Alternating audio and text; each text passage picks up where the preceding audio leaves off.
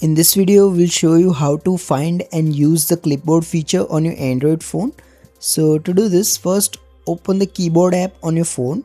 Now here you should see these 4 dots. Now here find the clipboard feature and then tap on it. By default it will be disabled, but you can turn it on easily.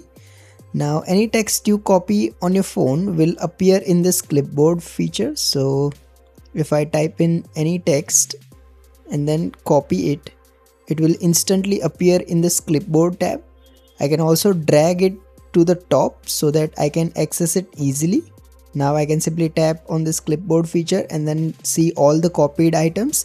It also works with images and screenshots, so any screenshot you take will appear here, or if you copy an image it will also appear here. You can then tap and hold any entry and pin it or edit it or even delete it manually. If you find this video useful, please don't forget to like and subscribe to Glitch Guru.